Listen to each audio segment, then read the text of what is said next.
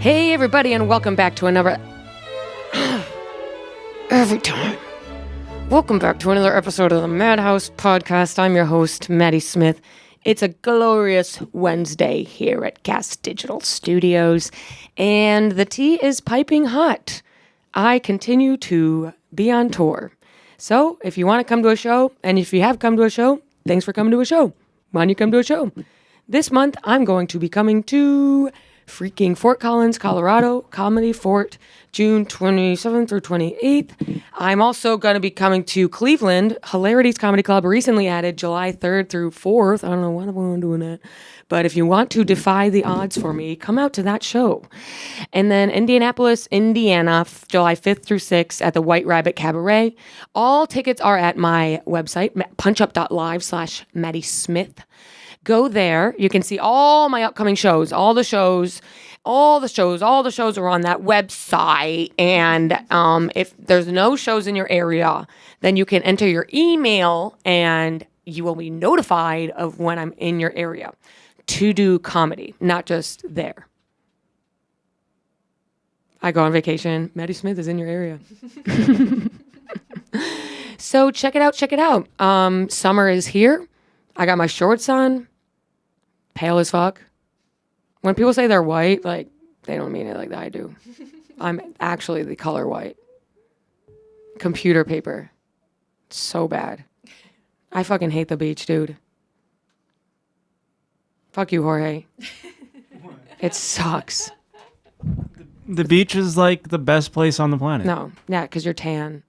You probably sit out there and glisten. You probably run around in skinny little body. Trunks. Hey, I'm Jorge. Look at me, I'm fit. My body's not weird at all, so I can just run around and throw a football on the beach. And all my parts, like, stay solid. They don't jiggle. Hey, I'm Jorge. I wear trunks. Oh, yeah, I'll have a sandwich. Oh, there's sand in my sandwich. I don't even care because I'm Jorge. Yeah, see? I'm like 60%. I have the worst body type. I have a literal, undescribable body type. I can't wear a bathing suit in front of people.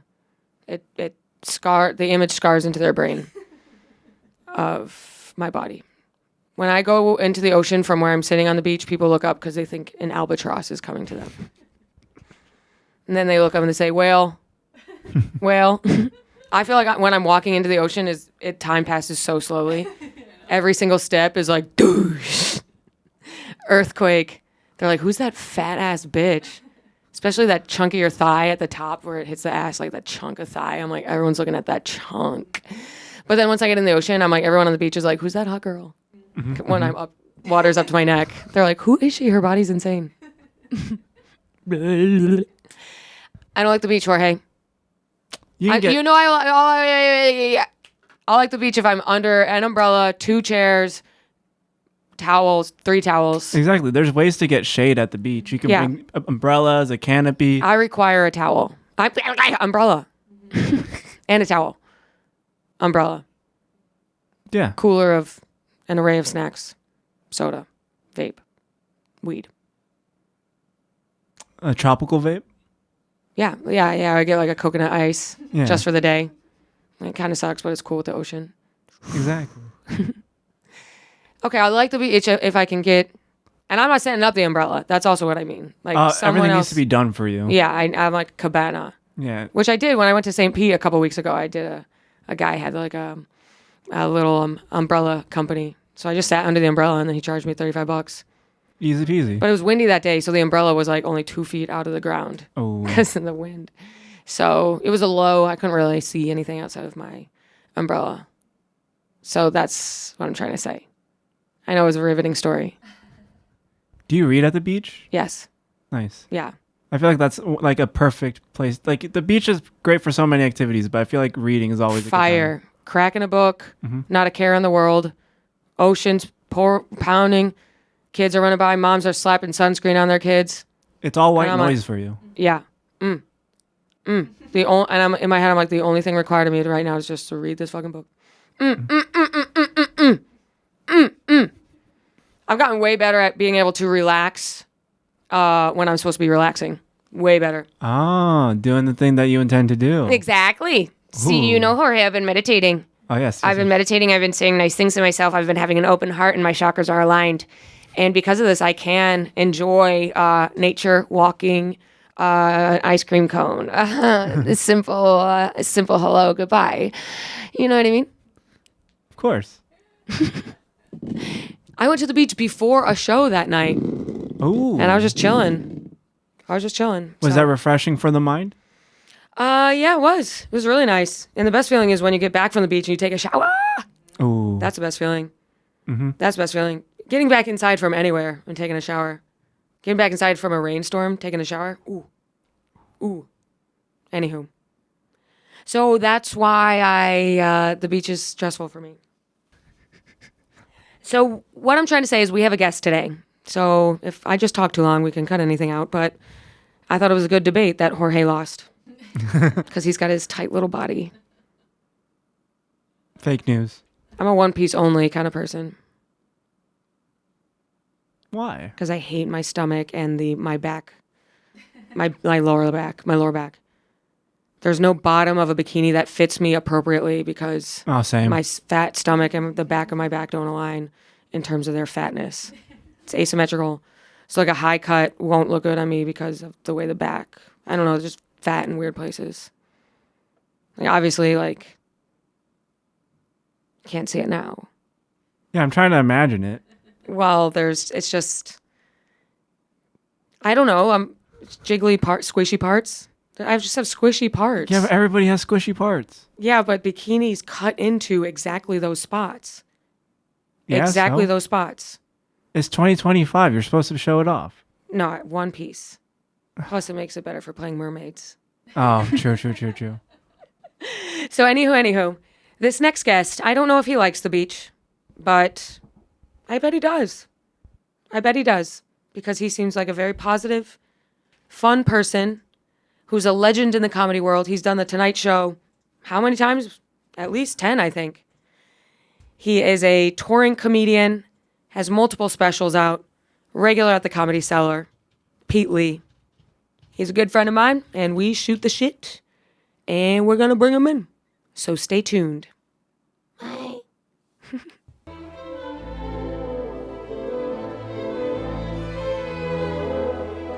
My house burned down last Wednesday, and I've been drunk ever since. And I know, like, right now you're going, is it too soon to joke about it? No, I'm funny. I'm really funny, and if you're Polish, you can make Polish jokes. My house burned down. I can make house burn down jokes. And this Gen Z girl, she's like, I'm triggered, you're making these jokes too soon. And I go, welcome to the real world. Some of us have problems that aren't your fucking emotions.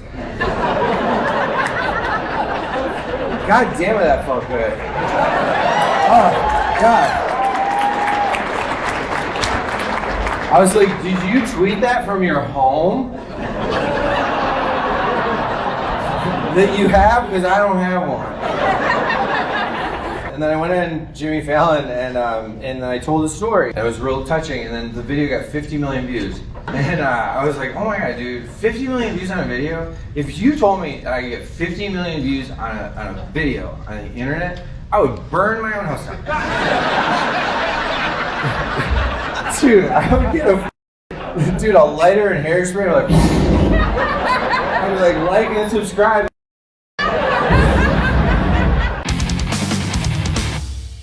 I love these bendy microphones, but it really does make you have to like swim move through them. I know. Everyone really struggles with the mics week after week, and I don't do anything about it. Yeah, Mine is cozy as fuck.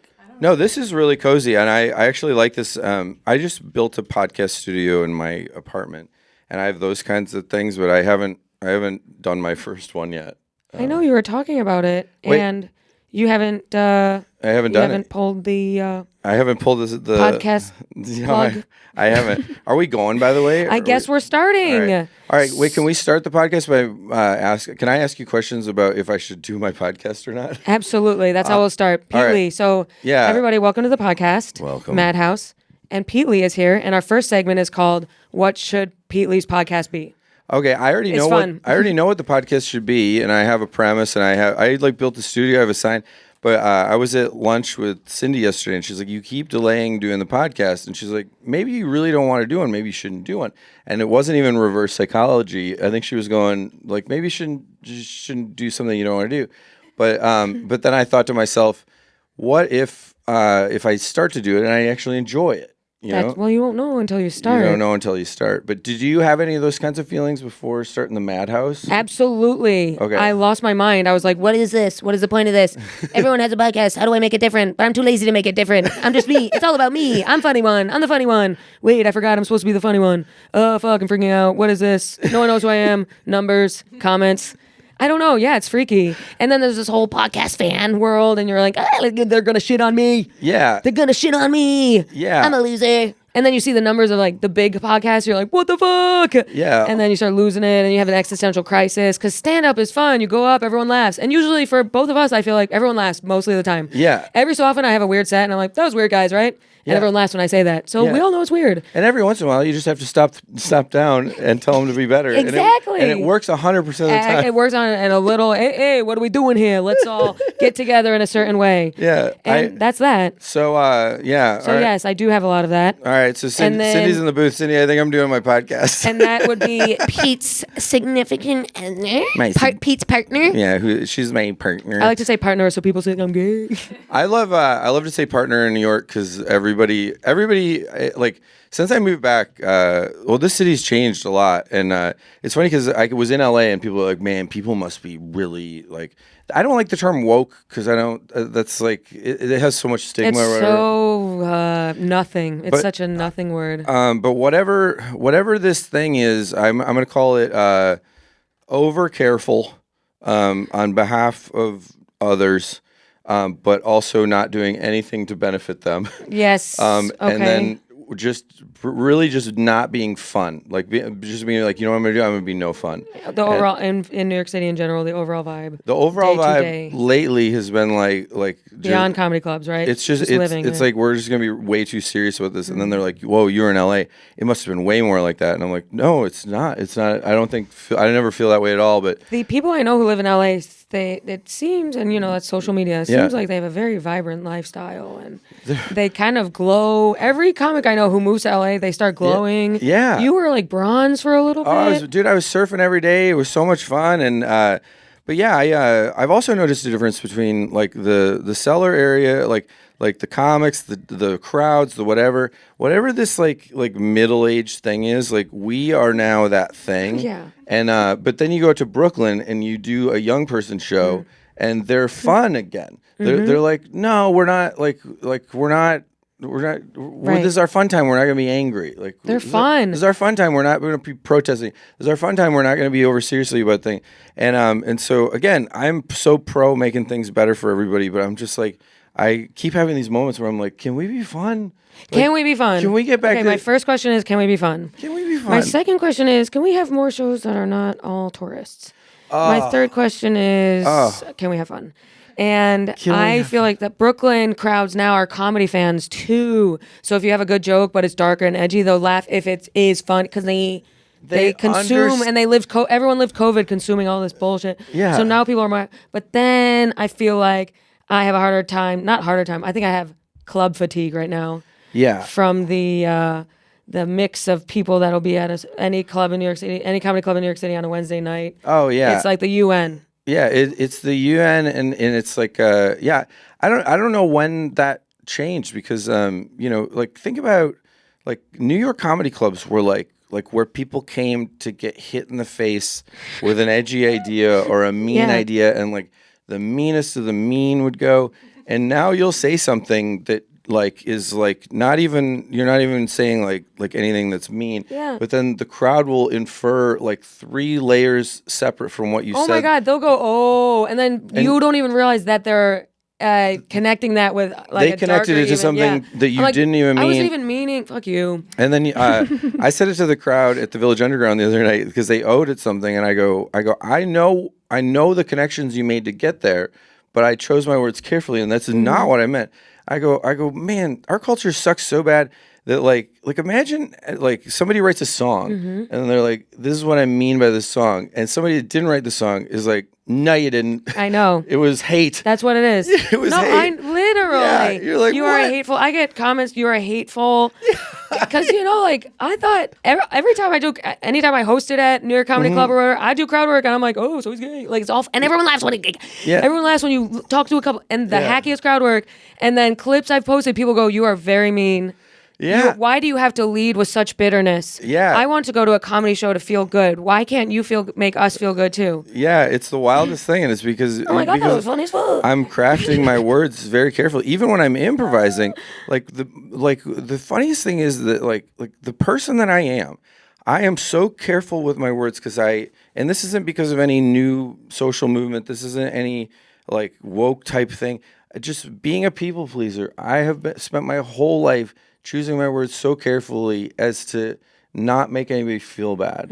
And so when I'm up on stage and people are acting like I'm making them feel bad with my words, I'm going, oh my God, you guys are going to have a hard life. I know. If I'm doing that to you, come on. If it's me. And I'm bending over backwards getting people to like me. Yeah, it's wild. And by the way, I love the Cellar. I love the stage time there. I love it's the greatest place in the world where you get to perform with the greatest comedians.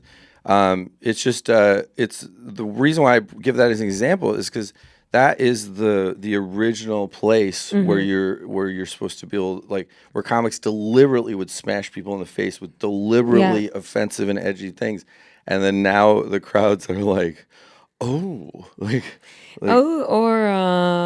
you can't be mean to us, but you can be mean to yourself. It turns into a lot of us are now self-deprecating. Yeah, and I'm also very self-deprecating, and but yeah, there will be times where people, I know. I'm like, I'm not trying to do that. Oh my God, oh shit. Yeah. If you see a white guy, I go. Oh. I'm like, oh really? Oh yeah. Let me see your group chat then, bitch. Oh yeah. Let me hear how you talk on your couch. Let me hear how you talk on your couch. Let me see your porn history. That's what I get pissed at. These men looking at me like I'm too much. I'm like, I know you'll go home tonight and watch choker with my cock. Yeah. Barely 18. Oh yeah. And I'm in my sweatshirt. Talk about balls. Oh yeah. They're like. They're so big yikes. They're so higher than mighty, and but yeah, I don't know what that. And when I say I don't know what it is, I think I know what it is. But I lately as a comic, I've been going. It's so funny because you learn how to read all these different types of crowds. Sometimes there's somebody talking, you got to be able to tell your joke with the right timing. With that, plus you write all these great jokes. You go, man, that's a great joke. And then now there's this additional thing where society's always changed, and like you've always had to adapt to it, and just with as comics we're just gonna adapt. And but like I've been really going, wow, like lately, how do I adjust to this, and what's the adjustment? And it's crazy. Like how do you adjust that you're a clown and people have been trained to be no fun? I know. This biggest social movement is not being fun. That's so funny. It is, and it sucks because I don't know. Yeah. I don't know. I think people lead with being haters. Yeah, it's wild. I go home so often, and we have great sets. We have great sets all around town. But then there are handfuls of crowds lately where it's exactly that. I go, well, you know what? Maybe this is why I'm here.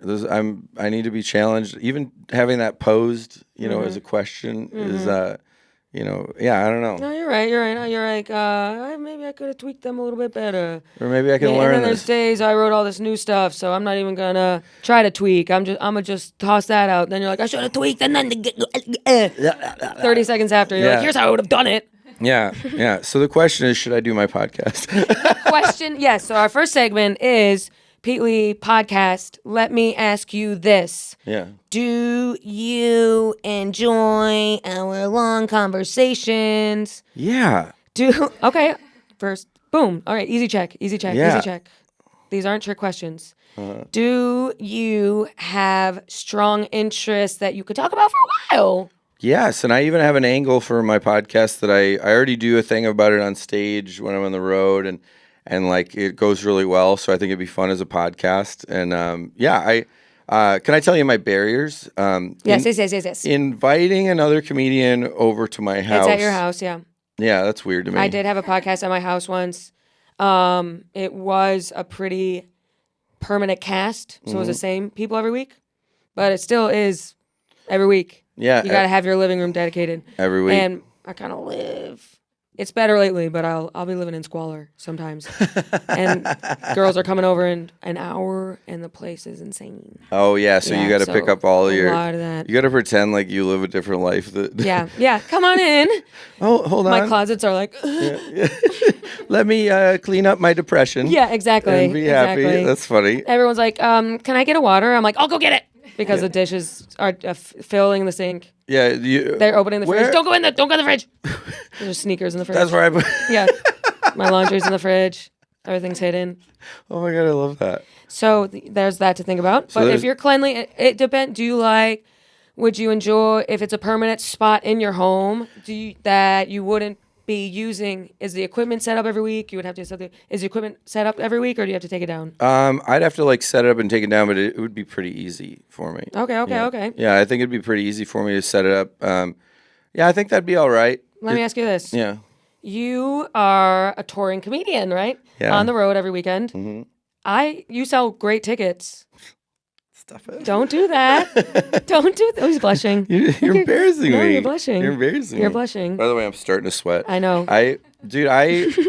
I'm 47. I sweat like I'm mowing a lawn. Like some people just be like, "How are you?" And my buddy's like, "This is the reaction." Like, yeah. Call it. Yeah. It's like the movie Inside Out, but just somebody that presses the buttons that says sweat. Yeah. You always look like you just got finished doing housework on a Saturday. Yeah. For your family. Yeah. But wait, go back to the questions. I just wanted. Well, I was gonna say you sell great tickets, so a lot of people start pods if they want to sell more tickets. Another avenue for ticket sales and yada yada yada. Yeah, if you feel as though it could be an addition. Yeah. If you're like, how can I supplement my touring? Oh, people need to know about more about PETE LEE. PETE LEE. People need to know about PETE LEE. You just Jason Mraz'd me. People need to know about PETE LEE. PETE LEE. So if you want to have more of a connection with your audience, I mean, I feel way connected to my fans. What's up? I feel so connected. Wait, can I tell a story about a date that I was on one time? Cindy, I love you. You're here. Love of his life. But literally love of my life. The coolest girl I've ever dated. Some whore with probably disease. This is somebody that I won't name, but it was a relationship that I was in where, like, have you ever like met the gals that are like, women are always right? And by the way, I don't think the women are wrong. Let me say that. But the idea that anyone is right 100% of the time is statistically insane. And this person was specifically. You got me thinking. I don't know, because I kind of connect with this woman. No, I get it. And any woman listening is gonna go, this is actually this is our. Yeah. Yeah, this is our hero. A couple women just woke up from a nap. Yeah. And but like, I don't like this guy. But like, and by the way, I'm also a partner that will go, I heard you and I appreciate that. That's right. Right. Like, thank you for telling that. I appreciate your opinion. That's great. And like, I mean it. But then when something is just completely not right, I'm like, oh no, that's like that's the aberration.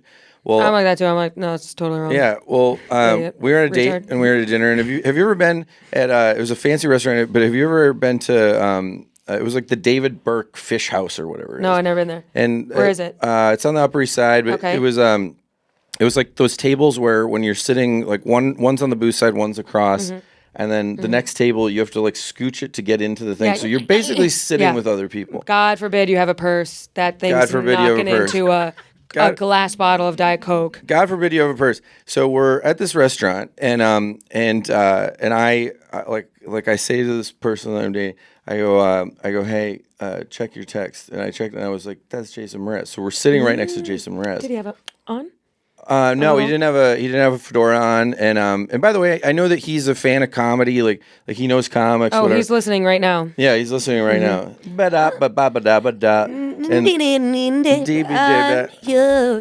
the I'm yours guy, right? I'm yours. You be better do. Well, you done me and you bet I felt it. She tried to be cool, she's so hot that I melted. I fell right through the crowds. And now I'm trying to, he goes lower. He's like, now I'm trying to get back. You do a really good Mraz. Oh, it's just, this is for some people something. get pissed off when I sing. No. I test it every episode. Some people are, I hate when people sing.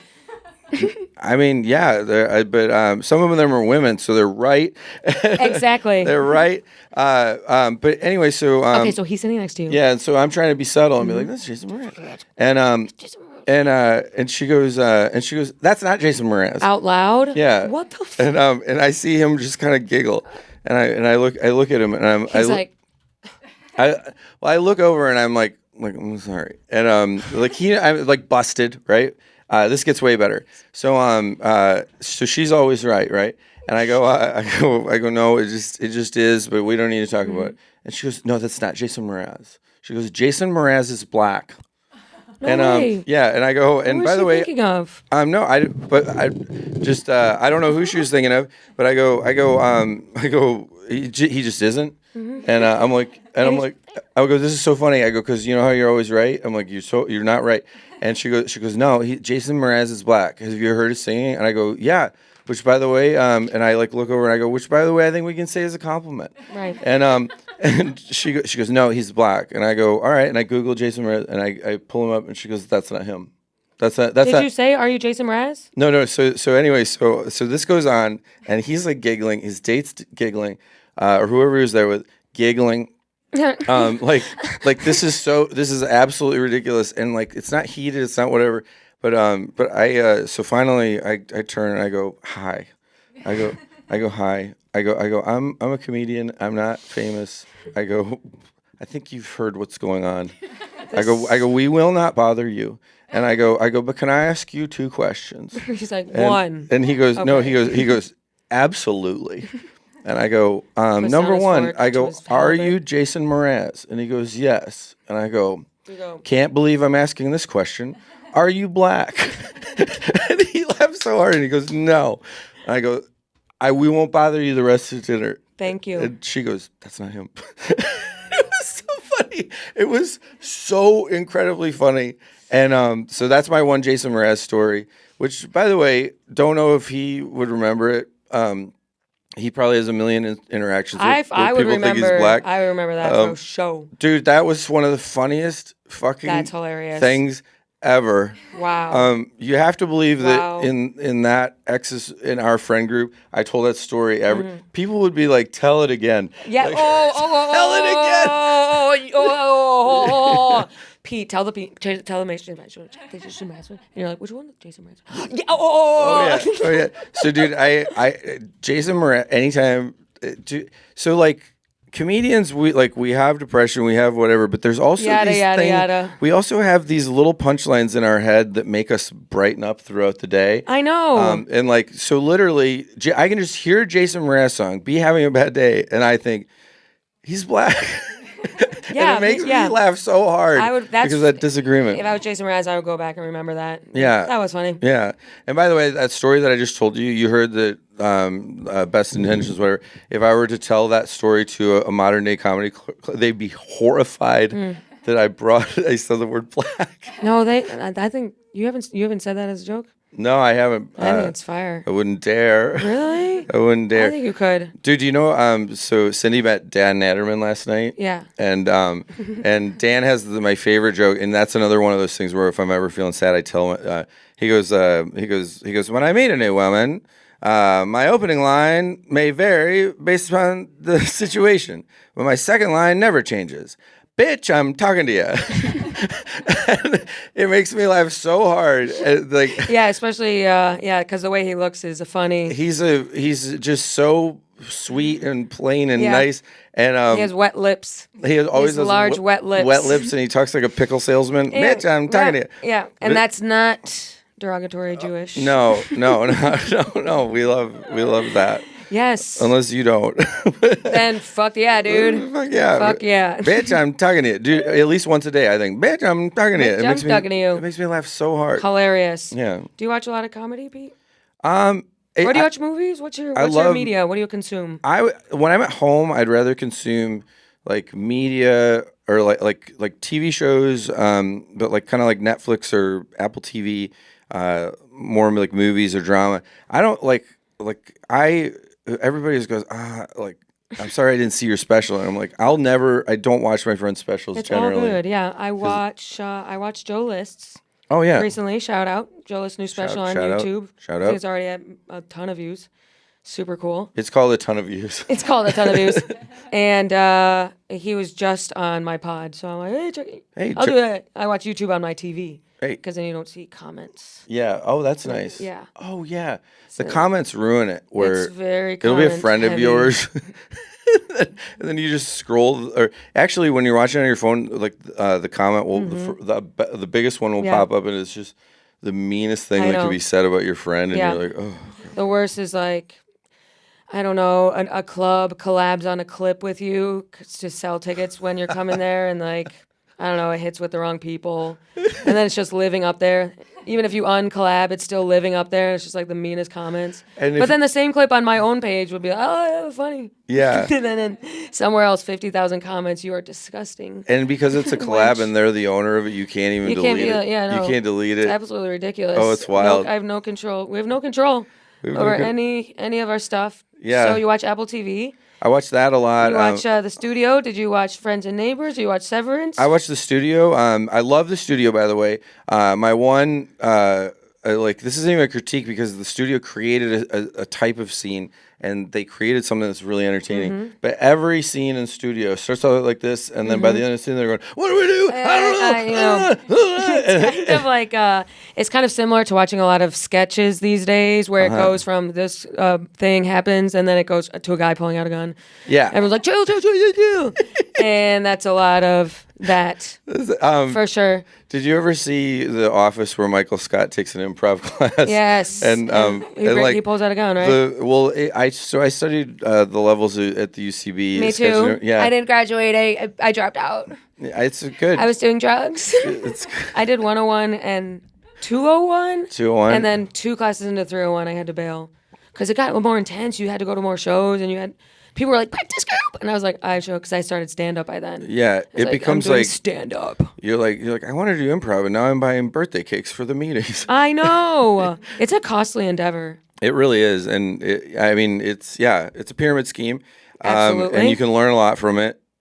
True. But yeah, I don't even know where we're. But Michael Scott. Yeah. So like one of the rules that they teach you right away in improv is like you yes and instead of you don't kill a scene with no. You generally don't go for like the big punchline right away. You try to help everyone else and you try to facilitate the game. It's pretty grounded. And then the third rule is no one dies. Yes. Because once somebody dies, that's the biggest no but. No one dies, and a lot of them say don't pull out a gun. Don't pull out a gun. When you hold your phone, hold it like this, not like this. What is this? Yeah. What is this? What is that? I'm like, you're so cool. Teachers. I can't believe you knew that phone's like this and not like this. And but like so Michael Scott when he does, and obviously Steve Carell is one of the most experienced, brilliant improvising sketch people. But it's when they do that scene, and he's like, the guy's like, welcome to work, and he's like, bang. Yeah.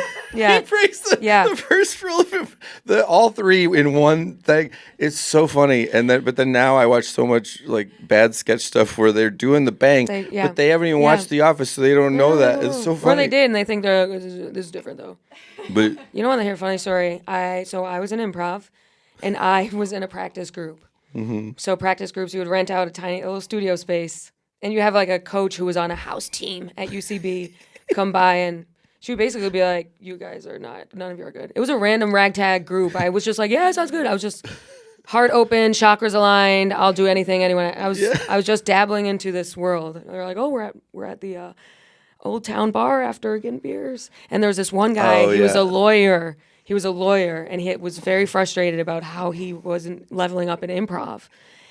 And he cut to, we're in a class, we're in a practice group, which is 8 of us. And in the scene, in 2 scenes that day, he pulled out a gun in the scene and he fake unzipped his pants and pulled out his dick. I'm not even kidding. Later that night, like 5 of us had beers, and he has like half a beer, and he's like, I just don't know, you guys. I might like, this might be it for me. I just can't fucking like, it's not, my gears are not shifting when I'm up there, and I always take it to the wrong place. And when he's pulling out his dick, he was very passionate, and we're all like, that's the number one thing we told you not to do. All you could have said is like, I don't have my wallet on me, something.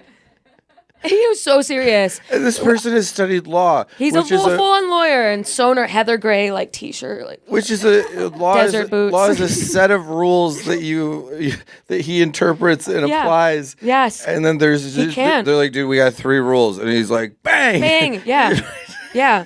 So who knows what he's doing in the law area? Probably banging clients. Oh my God, that's so funny. Yeah, it was really funny. I love those kind of quirky people you meet at the beginning of. Oh God. Improv is funny because we had one woman who she was literally from China, and she had a job, and she lived in Jersey. She had a whole family, and she's like, I just want to open up more. She's a mom, and she has a high-tech job. She's a millionaire, but she just wants to open up more. So she's in this improv class. I'm loving so badly that you don't want to Shane Gillis the accent. I know, I towed it. You towed it so hard. Maybe if like Brendan Sagalow was here, I'd be like, hey, yeah. Depends on. Oh my God. Maybe an Indian, but oh God, I love that. And then you meet all these actors who are like all these actors who I check in on all these people every so often. Oh God, I used to I went to acting school here for like really? 3 years. And, what school? So I went to the Barrow Group. That's where Mike Birbiglia studies and studied. And the head of the Barrow Group is Mike's director, and he's Seth Barish, and yes. And he's brilliant. And I learned so much from him. And their school really. I think they're really good at teaching people to like relax a little bit, and all you have to do is relax. All you have to do is relax and just do it more naturally. And by the way, Seth Barish, you're probably like, no, it's way more than that. Don't tell people that. And also make people think it's a lot more because I'm short and change. But like, I just met a young comedian that's going to whatever it's whatever that. Places where like Schumer went there, and it's like you go there for 2 years and you can't go on the road, and you can't ever be sick for a class, and they like hit you, they fucking wrap rulers over your knuckles if you do something wrong. No, okay. No. I've never seen more. There's good actors who've gone there, but I've never seen more bad actors come out of there.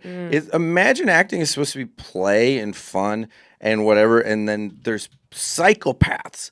There's fucking psychopaths that think that it's supposed to be like a Nazi. It's fucking crazy. Right. It's supposed to be fun. It's insanity. Pop in. Oh, okay, I get the vibes. It's insanity. We could do a scene right now. Yeah, we could do a scene right now. Or we could do an improv scene. We could read a scene. Yes, we could. I'm yes-handing you. I know.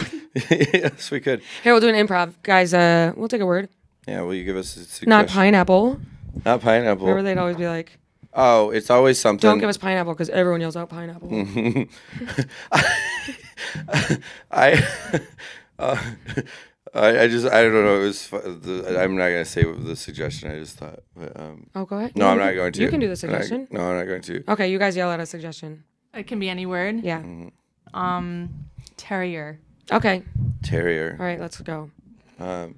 Hey, do you like my terrier? I Yeah. can't do this seriously. Yeah, I like your terrier, and it looks like his fur is super soft. It's super soft because it's hypoallergenic. Yeah, as a breed, they're not hypoallergenic, but I have this new shampoo that does it. They also don't live as long. That's the problem. Because of the shampoo, they don't live as long. Yeah, and that would make me concerned as a pet owner myself. It totally does. I obviously, you saying that makes me want to wonder if that is a legal product, because I personally have never heard of that. It is legal. It's very legal. Not here. My not mother. Here. Not here in. It's legal in it's legal in 7 countries worldwide. But not the United States. Not the United States. No. I wonder if I should call the cops because this is illegal. Yeah. And your dog's going to die soon. Yeah, but do you know how cute young dogs are? This is Yeah. gonna be the cutest. This is the cutest, most hypoallergenic. Pet the dog. Pet the dog. Trust me. Trust me. I can't. I'm hypoallergic to them. No, you can pet this dog. Okay, I'll pet them. You can pet this dog. Oh no. Oh no, it's happening. Baby on times. Oh no, it's happening. Get the shampoo. Now you put the shampoo on me. Okay, do you know what just happened? Yeah, did I bomb? No, no. Revenge. Shit. I've been wanting to get revenge for you for so long. Oh, yeah. What do you mean? You've been following me? I was gonna bring a gun and go bang. But you brought your dog? But I brought my dog instead. That is illegal. The dog is the gun in the sketch. I knew I recognized you. Yeah. LOL. Okay, I didn't bring a gun, but I brought a slingshot. Yeah, I brought Ooh. now I need to do a British accent. I never know where to take a improv because you read the book and it seems so straightforward. No, yeah. You're like, it starts off at the dentist and then you go there and the game is actually. But no, you know. we killed our scene. That was great. That was, That was good. I think I'll write it down for maybe a short we could do I think together. we should do that during the Del Close Marathon. Do you want to do a segment? Yeah, let's do Okay, some- and yeah, we let's- think you should do your podcast. Really? Yeah. Okay. And guess what? If you put it out and you don't even have to do it weekly, you can do it as much as you want. Really? You're in charge. All right. Do you have a manager? I do have a manager. And do you have an agent? Yes, I Yeah, do. duh. Okay, so do you tell your manager about the podcast? My management thinks that I need to do a podcast because they're like, most of your clips are, you know, stand up or crowd work, and they're like, we need people to see you talk, not on a stage. They want you to have a parasocial relationship with Exactly. your widow fans. Keep it growing. Money. Money in the bank if they know more about Pete Lee. Pete Lee, Josh Edemeyers, everybody. That's what they do, though. They want you to expand into that. They want me to expand into that branded sphere of being a personality, and it's a. And you're gonna be my first guest. I'll be there. I'll right. be there with balls and whistles. Is that what it is? Balls Okay. and whistles, definitely. Okay, so we have so we can either do how Midwestern are you, or trivia about the Midwest. Can we do both? Absolutely, we'll double dabble. How Midwestern are you? Because Pete, you're from. Tell us where you're from. Janesville, Wisconsin. That's right, and you get one cheese curd for every answer. Oh, are you serious? The points are cheese curds. Don't play with my heart. I know. Oh my God, how good are cheese curds? Oh my God. How, dude, dairy, Cindy and I were at dinner and we were with a bunch of like New York people. And they were having a conversation about how one of them was just in Wisconsin. And I love this comic, but he's like, I don't like how nice they are. And he's like, I don't understand why people want to talk to me. And I don't want to have random conversations with anybody. And then Cindy and I were both just telling him like why we love it. Right. And we weren't even arguing. I'm like, dude, I get your point of view. I've lived here long enough that I understand it. But he was just like, I don't understand. And he's like, why would you ever want to talk to a stranger where you're never going to talk to them again? And we're like, because it's amazing. Right. And it's fun and funny. I like the Midwest. Yeah, I like that. I love it.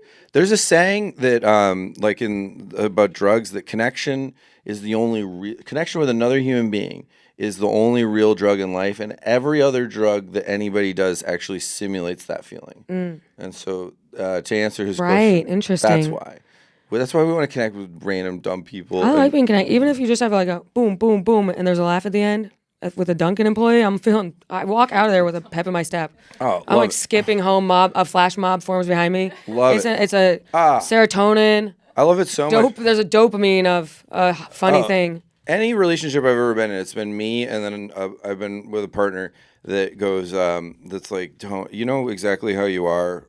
Don't do any of that ever. Like, don't be outgoing. Don't just need to talk to people. Don't this and that. And then I got with Cindy, and like, she's me.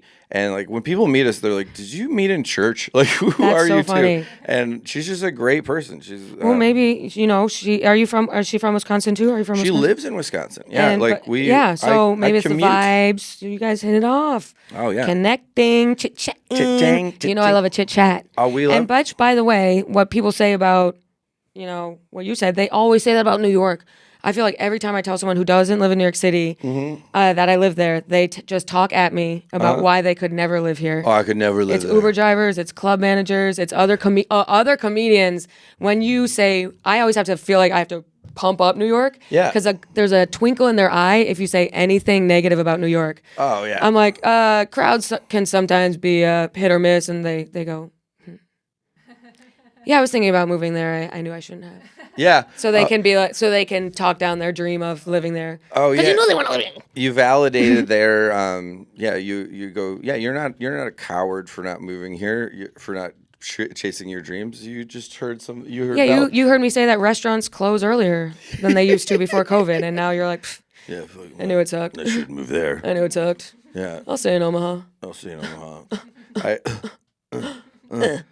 Everybody. Car. I have a car, by the way. And by the way, yeah. By the way, I get to live here. I get to have a car. I have a car. So nice. It's just so much nicer. Yeah. I did the New York thing for like a few months. Fucking sucked. Dude. They came here for 1 weekend. 1 week. Yeah. It's always a few months. I'm Did a guest spot. 6 days. By the way, everything that I just bitched about like having to figure out those crowds, like that's why we're here. I Like, know. I'll be on stage lately, and something will just be a little difficult, and I'm like, that's why I'm here. Oh my God, I know. That's why I'm I'm like, here. and you get off stage. Okay, so if it's, I kind of like when a crowd's, okay, so I just went to Naples, Florida. Oh, Old as fuck. Off the but hook? Then, yes. Yep. I love it because it's so just unabashedly.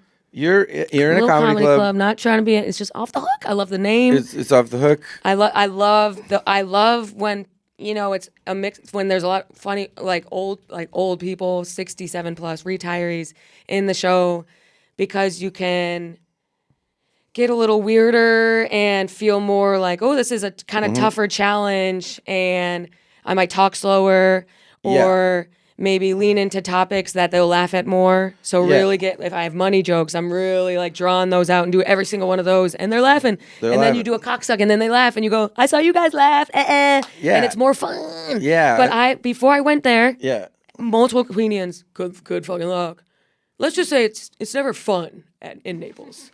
I go and say, I'm like, what the hell? They're all fun, in my opinion. all Everyone fun. bitches and moans about every single. If it's not murderous laughter every time you lift your eyebrow. Yeah. They go, I don't know. It's good luck. I fucking hated that crowd. Good luck. I'm like, I thought every single show, every single night was just supposed to be a show, and you do with it what you can.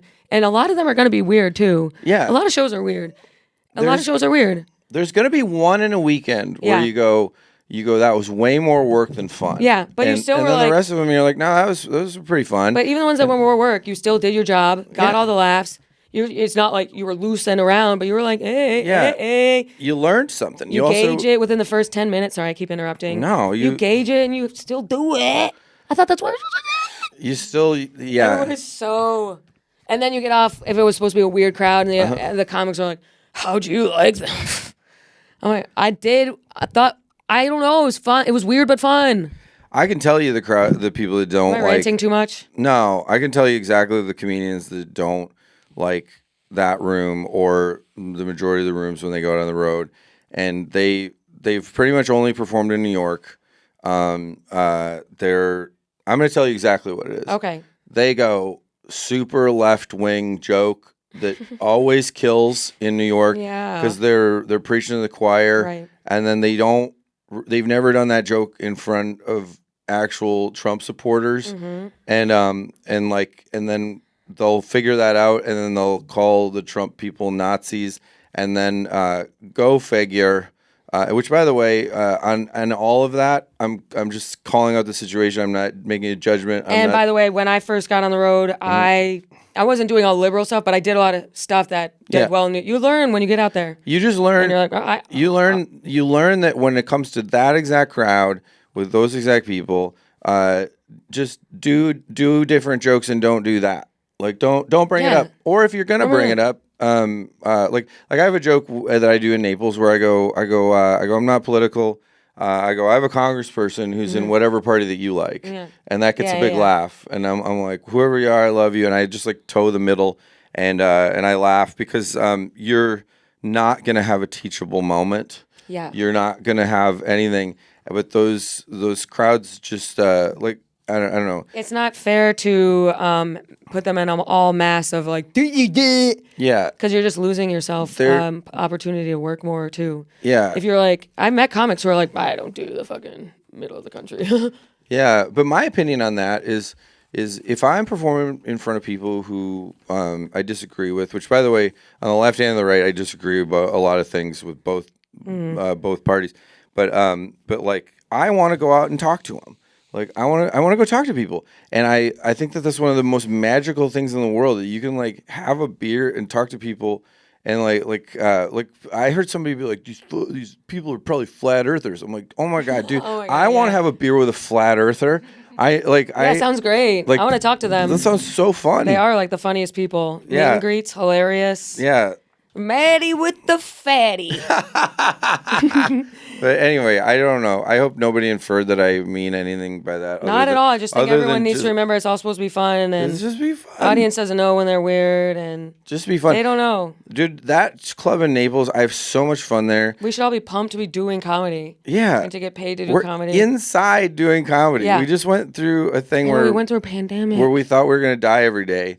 I know. And now we get to do it inside. I remember when we were inside, we were like, I would do anything to just, when I get back out there, I'm just going to be grateful to be doing it again. Yeah. And now everyone's like, how do I get bigger? How do I get bigger? Yeah. How'd you get bigger? Oh my God. I tell people all the time whenever that conversation comes up, I'm like, none of us are entitled to be famous. Oh my God, I know. Please remember that. We're fucking losers. Like, we don't... Hey everybody, listen to me talk. Yeah. Alone. For what? Yeah. Most selfish, mentally ill endeavor. Me. Yeah. Me. What do you do for a living? I talk. I've had people lately go, because I've been doing it for 27 years, and I've had success and I've had not success, or maybe, but people will go, do you ever get mad that you're not more successful than you are? Yeah. And I'm like, no, dude, I couldn't be more grateful. Like, do you understand that I've been doing this 27 years? I've made a great living, and I get to go anywhere without anybody bothering me. Yeah. Like, that's it's sick as fuck. Fucking And both awesome. you and I have been around people who have that. When you go in places, they're yelling their names. Nope. No it's interest. Terrible. They can't go no have a drink at a bar. It's a mob. It's a mob. Imagine Pete over here. Yeah. Pete. Yeah, and then people do comedians on their podcast have been doing reaction videos to Theo Von pushing that guy away by the neck. Yeah, with the balloons. And I'm like, do you guys not understand that if your dreams came true, that's you? I know, literally. And by the way, the amount of times Theo Von's a great person, he's so tolerant. The amount of times he hasn't shoved people by the neck after. I know. Theo. Right, I know. And Theo. It's Theo. Yeah. Or they drive by, gang. Yeah. Gang. Yeah. And he goes. Yeah. And like it's probably joyful 90% of the time. And anyway, love you, Theo. It's a different lifestyle that I would just, I would like to just live my life as well.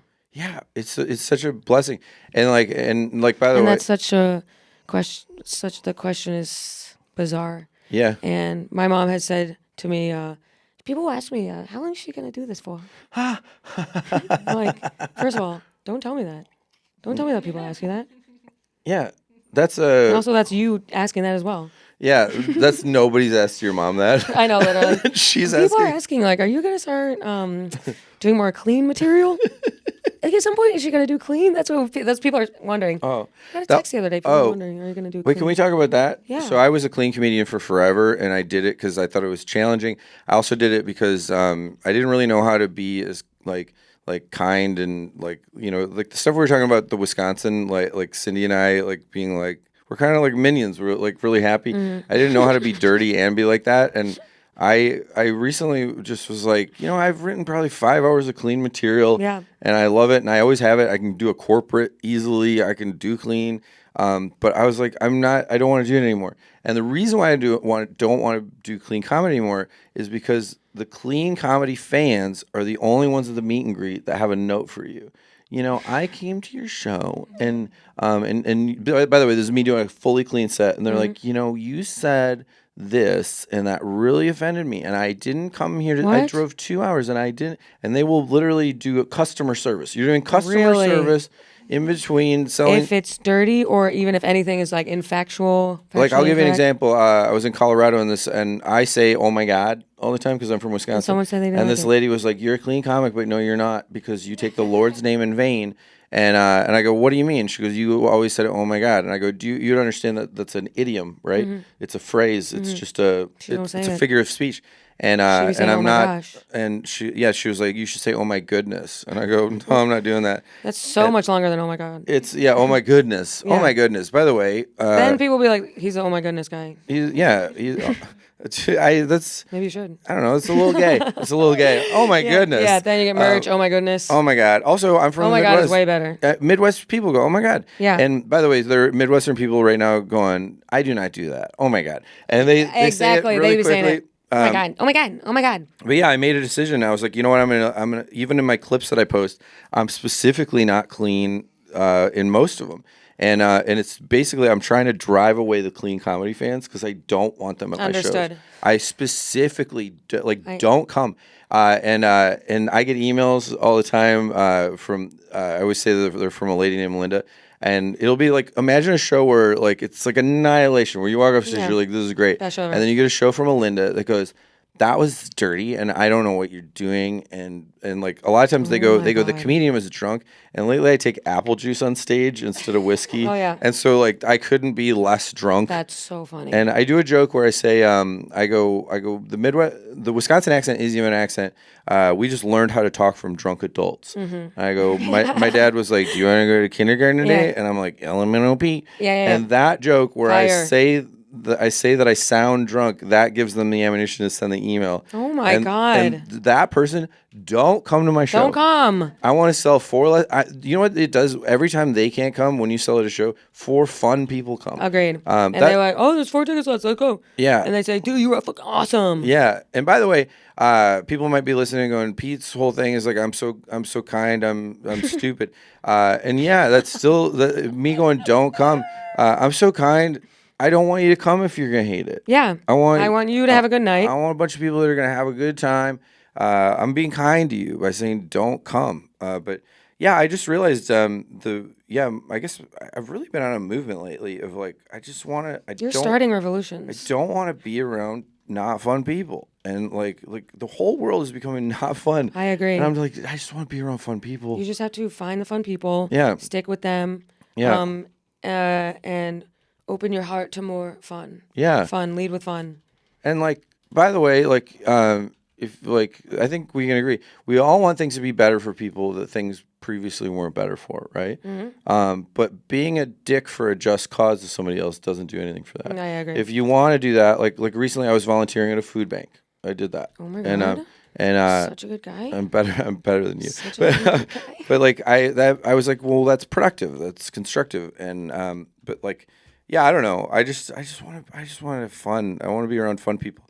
You know what I think it is? The people that because so many people go like in comedy clubs, they're saying these things, and these are edgy or mean or whatever, and they can't say them. I always go, no, we're a biker bar. A comedy club is supposed to be a biker bar. I know, yeah. Where like mean, edgy people come together to drink and smoke cigarettes and be edgy and mean. We're all balls. We're balls to the wall. We're no holds bar. We're on the outskirts. Yeah. We're supposed to be on the outskirts. Yeah, and down the street there is a weird fucking bookstore that's like, Yes. I don't like what they're doing down there. Right. And Yes. and the biker bar used to go, how about fuck you, How bookstore? about fuck you, bitch? How Because about I got fuck- a leather vest on. Yeah, how about fuck you, bookstore? And like but now at the comedy club we're going, you guys, we can't have them talking like that at the bookstore. I know. And we've become the Oh my bookstore. God. It's so true. We got to be the biker bar. We become the bookstore. Yeah. I told I did little shrooms on Saturday. Oh, I love them. So fun. Oh, they're so good. Not even that. We took a little J- hour later. We watched Tire season 2. Best. Oh. It was a moment. It's so funny. It was a moment. I love the guy in it. Will. Oh. Steve Gerben. The first season of it, they didn't do as much of it this season, but the first season, every single scene was just them fucking with the guy. That guy's so Yeah, hard. they fuck with him. And it was so, I was just squealing So laughing. funny. Shane's like, "You want slaves?" And he's like, "Shane." Every time he says Shane, anytime a scene ends and it's Shane. Shane. That show I makes don't me want laugh so slaves. hard. There's an episode in season 2 where he wears a wig. Oh, he does? So funny. I'm only on season 3 or episode 3, the start of episode 3 of season 2. Oh, okay. So that's the wig, I think, one. That's the wig one? Yeah. Okay, I love that. So we were shrooming a little bit, and then we were talking about how no one's having fun in art anymore. Yeah. Art isn't fun. Art is for the rhythm. Art's for the rhythm. We're feeding into the algorithm. But what it should be is, you know, when you go to a coffee shop in the 90s, 2000s, and on the wall there's like clip art of like, ooh, people playing instruments. Yeah. That's what we should be. Those little people. Yes. In like a boho I know. art, like, ooh, we have. And if you bomb, it should be like sticky. And we should get off, and we should be able to say like, hey, not your best one. Yeah. And we laugh about it because it's Marvelous Miss Maisel. It's jokey. It's all funny. We're all in this We're in this together. Yeah. We're playing the little outline of a trumpet. I know exactly the figurines you're talking. I know. Yeah, a little cup of coffee with steam. Yeah. A little cup of coffee. Woo, we're artists. Yes. Bohemian. Yeah. And it's not like that anymore, I feel like. It's but you not- have to find people Oh, wait. who are like that. She's finding it. Yeah, that's us. That's That's the us. exact things. That's what we should be. Show us some more. A couple. Oh, look at the guy with the saxophone. Look at the guy with the saxophone. That's, See, that's just, I'm doing my thing. Right now, there's somebody listening to this in an Airbnb that's like, that's the art in the kitchen. Yeah, absolutely. Absolutely. Yeah, it's always like the profile of a guy, a pointy nose. Yeah. That's what we are. And back maybe pre-COVID, and COVID marks also the time of, internet things happening. Mm-hmm. So pre-COVID, I remember everything was just, that was a great bit. That was a great bit. Oh, yeah. That was a great bit. You And you wanted to do really well. You always wanted to crush. Even at Mike's, you would just be excited to be there. Some Mike in a fucking weird-ass bar, Phoenix bar, and you run around. You just ran around, and you're like, so fun. Yeah. So fun. The anxiety of it, because there was anxiety of a set, but it was man, if this goes well or doesn't, right? And now there's the anxiety of a set of like if you're like in a flow state and somebody took something the wrong way, and then now you don't get to do this anymore. No, It's wild. I know. It's so wild. I know. I remember Dina Hashem, we were doing This Week at the Comedy Cellar, and then she told some joke about some rapper. Extination. Yeah, whatever. And another comedian. And I went on before her, and then she went on after me, and I stayed and watched her set, and we both I think we both joked. We were like, man, that was such a great set. And then they posted a clip of it, and then everybody went nuts. They literally doxed her. And the joke was he died because he had thousands of dollars, and she said it's a good ad for Venmo. Yeah, like he would have lived if he had Venmo or something. I don't know what it was, but it was like, I don't know. It was just a joke. And in my head, if I said that, I would say it and then forget about that. Yeah. And then it comes out. I'm like, oh, it came out. Now we live in Wouldn't think a thing of it. Yeah. And then she went and did a set, and it was great. And it was like, it was a nightmare. And it was wild. It's so wild. We don't just go, yeah, I did good or bad.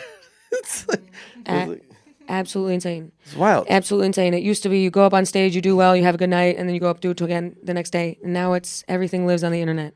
Yeah. So, which I also love. I love that we get to go out on the internet. I like that we've eliminated a lot of the gatekeepers. I like that we can self-produce things. I love all that. I simultaneously love all that, but it's so weird. It's weird. Yeah. It's weird. I try to. But so to answer your question about cheese curds, yes. Okay. Yes. What do you call carbonated drinks? Pop.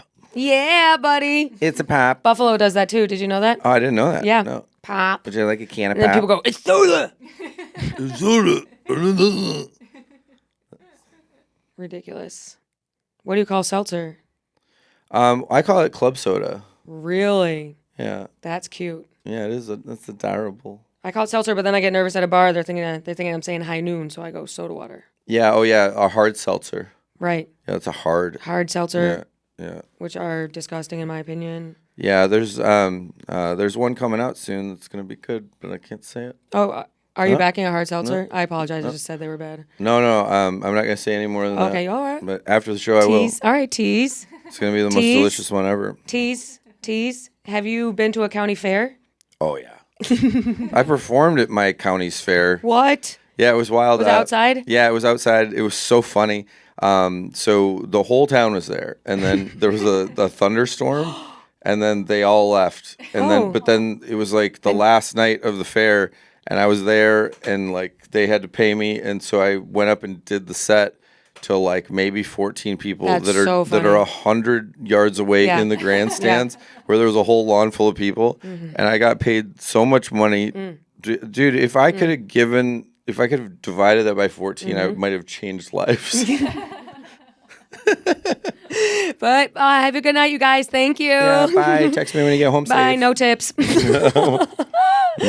That's fun. That's what when you have your heart open, sometimes you land to something like that. Yep. Big chunk of change for no reason. Big chunk of change. Yeah.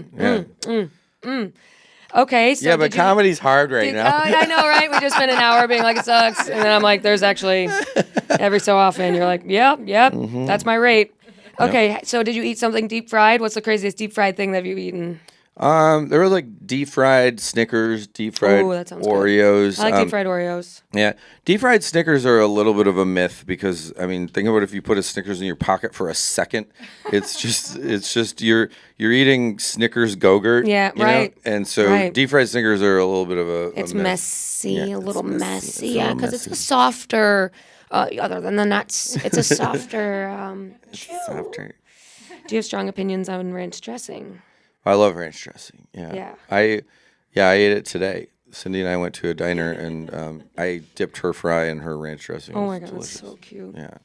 I'm not a huge ranch person. I apologize. I'm not offended. Imagine if I just spoke about like people that are no fun and get offended and upset. I know, and right? I was like, that's my line. Yeah. That's why don't insult my culture. This is sort of where I, pack my things. What is your dressing? Because I'm from Buffalo, I do buffalo wings and blue cheese. Yeah. Oh yeah. Then fries, I do ketchup. Burger, I do ketchup and mustard. Hot dog, ketchup and mustard. Do you get the wing sauce on the side at the cellar? As addition to the wings that already have stuff. Yeah. I never did that. No, I've only had the. Oh, it's so good. But the wings are. Yeah. Game over. The wings are so good that now I get their grilled chicken with a side of wing sauce. I love it. Oh, that's a good idea. Yeah. Their wing sauce is good. It seems like it has a little honey in it or something. It's a sweet. Ooh, butter. Butter.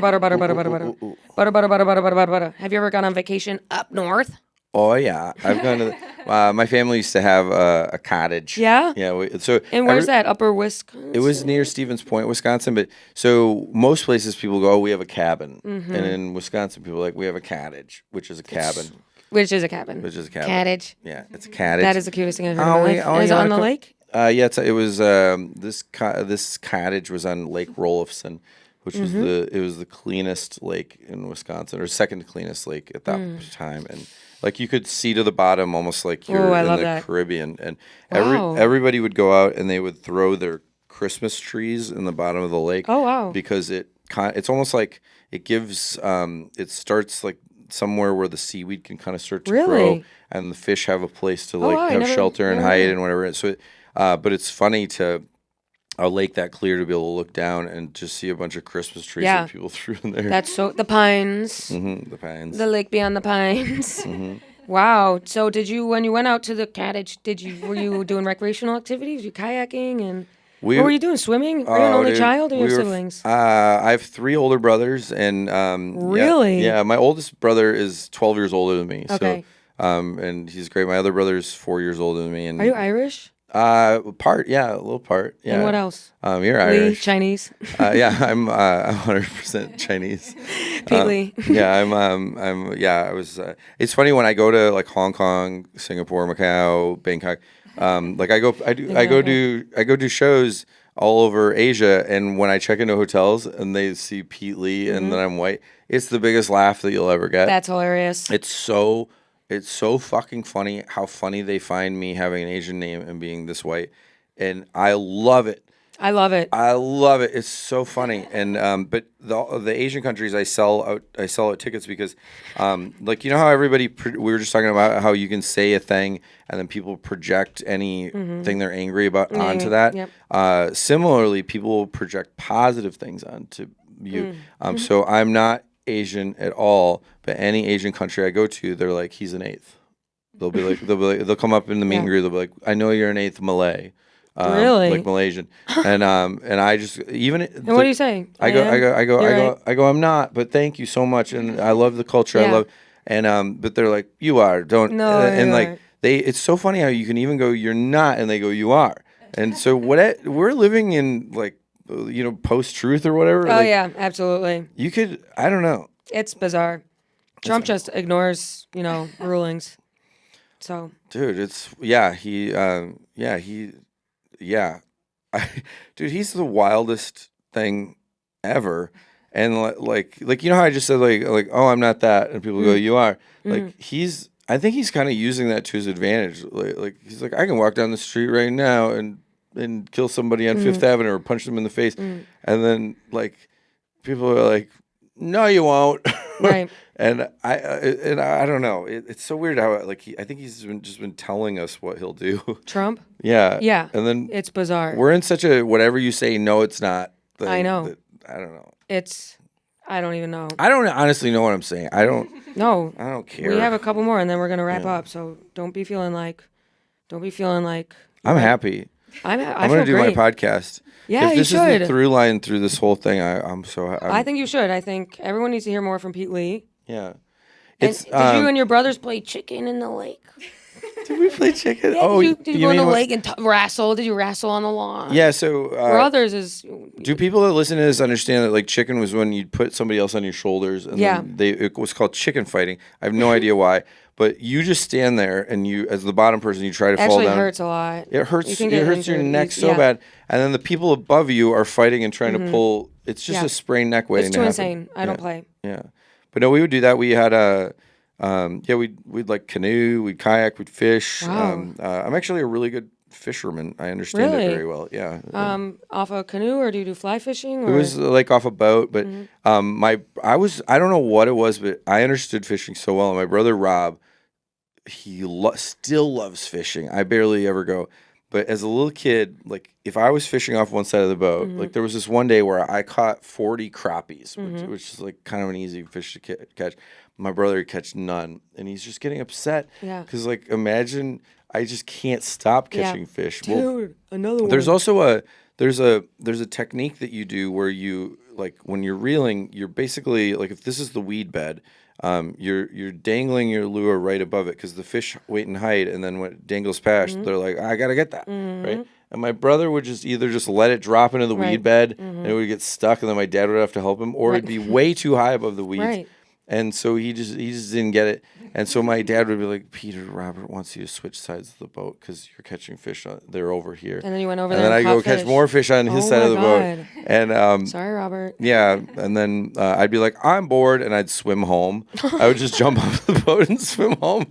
And That's so my cute. brother, like he's my best friend, and like I love both of my brothers so much. But yeah, I think I had good luck all throughout growing up, and I think I terrorized him with this. You terrorize them? No, him with just having good luck.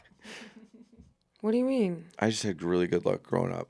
And That's good though. Yeah, Isn't it? I think so. Yeah. Right. Like you had a good family, and you mean, or Oh no, no. I mean, we like I came from divorce, and like we were with my mom. We grew up really poor. Oh, and, okay. Okay. Yeah, so like there was tons of bad luck, but just along the way, I just seemed to stumble into great luck. Yeah, I know what you mean. Yeah. Yeah, I know what you mean. Totally. Yeah. Wow. Buffalo sauce. I thought is you were great. saying like I got lucky because my family was. Oh no, I'm not. I didn't grow. I grew up like below the poverty line. My mom was a waitress at Red Lobster. Really? Yeah. And my dad had money, but like those were the days where we saw him every once in a while, Yeah. and like now I'm really close with him. I love him, but and like my mom and I had a talk like right before Mother's Day, where she's like, Peter, I let you down. You grew up in poverty. Oh my God. I'm like, Mom, I have the best life. Yeah. Because I wouldn't be funny if I wouldn't. I know, have right? to go through that. Like, You made me who I am. yeah, I'm so grateful. Yeah, it was a great childhood. But she's connecting more. My She- mom's been connecting more lately too. Yeah. Getting older. They want us to take care of them. All of a sudden, my mom's like, "Hey." Hey. I'm like, "Hey, bitch, saving up for your home." She's like 60. I'm like, "I'm putting you away." Yeah. She's 60 and very healthy. Okay, last question. Yeah. Pete Lee, do you know what a hot dish is? Oh yeah. Oh yeah. Oh yeah. It's casserole basically. Oh okay. It's just a casserole, but you call it a hot dish because normally, so it's anything baked in, like, like the Pyrex Yes. glass containers. Yes. You throw chicken or tuna noodles, Cheese. cream of mushroom soup in there. Okay. And then usually on the top of it, you put a little something crunchy. You crush up Fritos. Right. You crush up maybe those onion onion thingies. yeah, the fried onion Yeah. kind of things. Cindy's in the booth right now going, Pete, that's not a casserole. The legal definition. Cindy has notes. Do you want to share your casserole recipe? Yeah, Cindy, do you know what? Can you? I think the cream of mushroom soup is the key, right? I don't think I've ever made a casserole. Green bean casserole is like the best, though. Oh, yeah, I'll be eating that at Thanksgiving for sure. Did you hear her sweet little? I know, voice? she's so cute. She's so freaking cute. Oh my god, I love her so much. She's so great. You guys are gonna have a fun summer. Oh my god, yeah. Yeah. Dude, she lives in a town, and she lives a block away from a waterfall. Really? Yeah, like that's really cool. And it's never not going like. That's awesome. Like imagine like what she lives in a cute little house, and she's an engineer. I know, she was telling me, engineer. She's so great. So cool. When I first started dating her, all these jaded seller comics, they're like, what if she's gold digging you? And I'm like, dude, she makes 3 times what you make. Exactly. Like I've been in her house before, and I've thought to myself, what should I take? Yeah. Like she's the best. Everyone chill. Yeah. Well, Pete, thanks for coming in the Madhouse. Thanks for coming. Oh wait, that's what I was gonna call my podcast. Really? No, I was oh my kidding. god! I Oh my was god! kidding. I was like, dude, you can. I don't care. No, I love It's all you. good. I'll just send You- people. I want over. you- I want send you to- people to yours. I want you to. I was joking around in my own brain this morning. I was thinking about because I brought a neon sign for my podcast. I thought about just bringing it and putting it that'd be between fun. us. Yeah, and, put it between. and then doing a segment of my podcast on your podcast. It's like when you fucking you're a podcast you listen to says they have a new episode out, but you go to it and it's just someone else's podcast that they're promoting. Oh yeah, A whole ass I listen to this podcast and they're promoting Michelle Obama's new podcast. I'm like, no way. It should be different than it should be like a soft circle to indicate like it's not really. yeah, it's co-branded. Yeah, It's fuck that. co-branded. Yeah, Fuck that. I've watched other people on your podcast, and I think I like ours of your podcast. I think this was fire. I really like this. I think it was great. This felt really good. Usually it's just talking and shooting the shit and getting to know Yeah. you. You're so witty. I'm a fucking loser, dude. Stop. Well, wait, that's what I said. Did you hear it wrong? Yeah. Hey, you said you're so shitty. You're so shitty, Maddie. Pete, where can we find you? Here, And where can right we now. see you on the road? This will probably come out next week or in 2 weeks. Okay, great. So I'm going to be in Pittsburgh on the weekend of the 17th.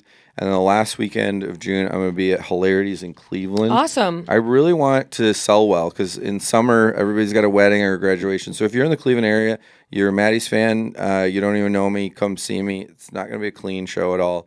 Right. If you want a clean show, fuck off. Fuck off. You can go to my website, BillCosby.com, and I can't believe I got that one. But no, I'm kidding. It's PeteLee.net. Please come to Nice. PeteLee.net, buy tickets. Follow me on Instagram at Pete Lee. Follow me on TikTok. Go follow me on YouTube. My house burned down. You go watch my segment on the Tonight Go Show about watch that. his segment on the Tonight Show about it. Yeah. And support everything Pete does because his house burned down. Yeah, my house burned down. And I went there. You did go there. Yeah, oh my God. Yeah. I watched you surf. Yeah. You're like this big. The time that we You met, lived on a mountain. we share a lawyer, and our lawyer our entertainment lawyer was like, you two should be friends. And then we went to lunch, and then I was like, I have to go surfing with my neighbor. And then I was like, but you had time until your meeting. So I was You're like, you want to see my house? yeah. So I took you to my house, and then I put on my wetsuit, You and motherfucker had a wetsuit, I left. surfboard, sick ass house, face the water. And he went down and surfed. yeah, I did. And Sick as fuck. And then it burned down. I know. I'm so sorry. I love how I'm like, do you know what's funny? And we already ended we're not in, but like, I'm like, I wonder why I don't have tolerance for frivolous bullshit and why I don't want to be clean. And I'm like, oh yeah, Your house burned down. I lost everything and now I don't care if you're offended. Did you? Do you watch Your Friends and Neighbors on Apple TV? Yeah.